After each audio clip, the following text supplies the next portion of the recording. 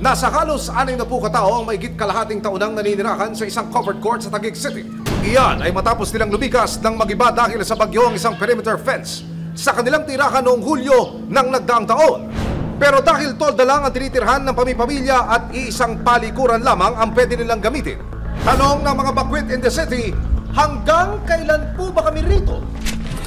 July 27, 2023 nang mag-iba ang isang perimeter fence matapos gumuho ang isang bahagi ng lupa sa Sitio Maliwanag sa Barangay Western Bikutan, Taguig. Nasa mahigit 100 pamilya ang naapektuhan at inilikas. Ito yung mga bahay namin na pabayaan na mula nung na-evacuate kami. Sira-sira na po yung bahay namin, hindi na po pwedeng uwian.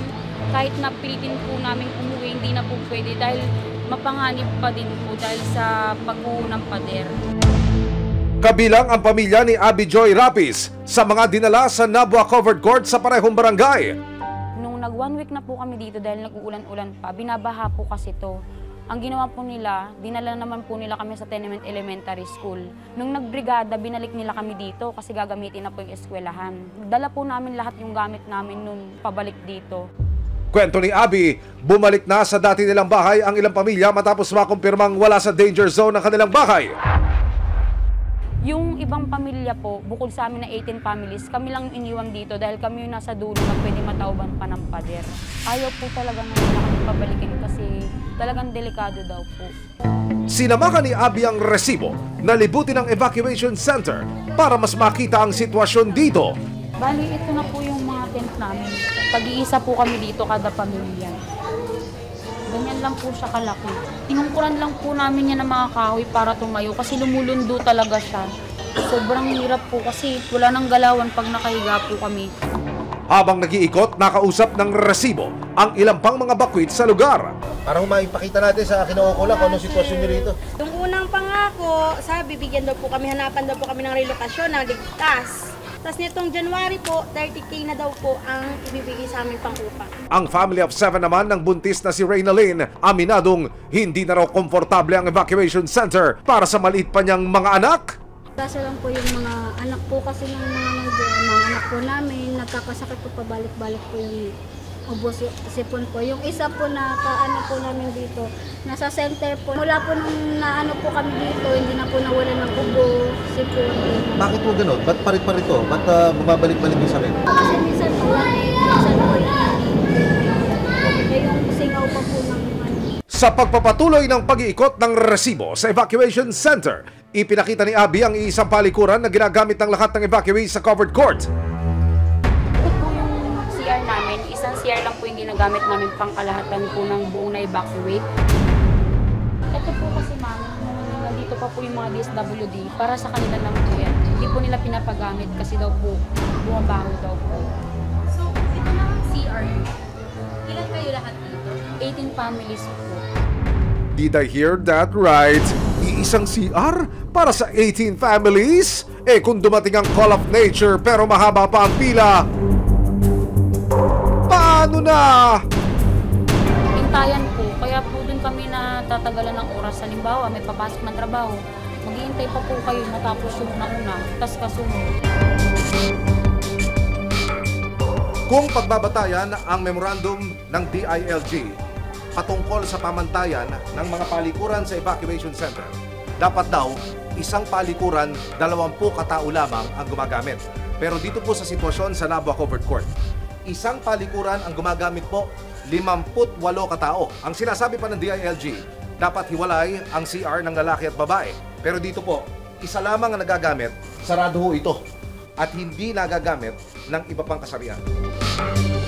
Kaya naman si Abby, umisip na lang ng ibang paraan para maibisan ang tawag ng kalikasan. Ito po yung araw-araw namin ginagawa. Maglilinis na po kami ng ginamit namin arenola. Kasi kadalasan pag may tao pa po doon, kailangan meron po kami dito para hindi kami nahirapan mag-intay pa doon sa kasunod na magsi-CR.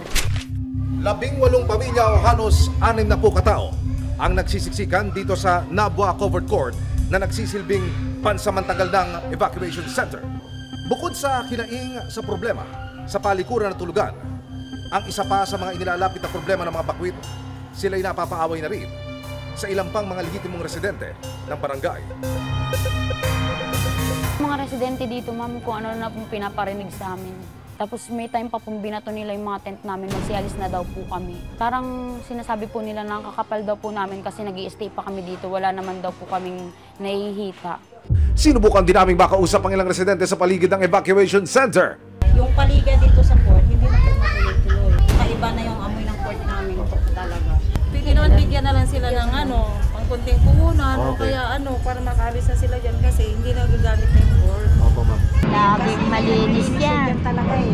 Pintura niya, laging bago. Ngayon wala na, kadugyot lang na ang makikita mo.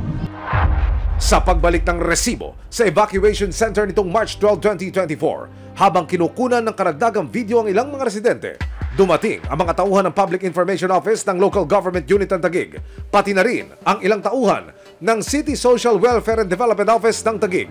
Dala nila ang mga bagong tent para sa mga bakwit. Sir, ano po yan, sir? Modular. Tent. Bago. Opo, bago po. Ano pong gagawin dyan, sir? Ano po, papalitan po yung mga luma na nakatayo. Pero para kay Abby, hindi raw ito ang kailangan nila. Hindi po yung pagpapalit ng tent yung concern namin ngayon. Yung concern namin, sitwasyon namin dito. Po ngayon lang po yan. You never pa po ito napalitan from last year. Ngayon lang po. Ilang residente naman tulad ni Reynalyn at June Mar ang agad na pumayag sa pagpapalit ng mga tent. At nang simula na nga ang pagliligpit sa gamit at pagbaklas ng mga lumang tent, nagsilabasa na ang ilang chismis.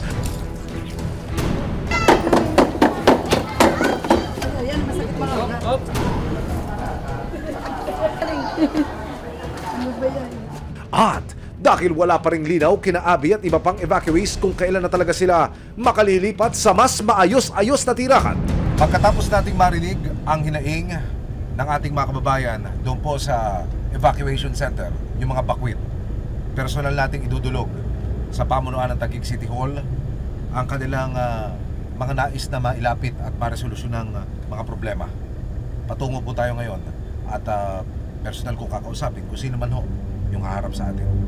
Sinubukan ng resibo na kunan ng pahayag ang lokal na pamahalaan ng Taguig City.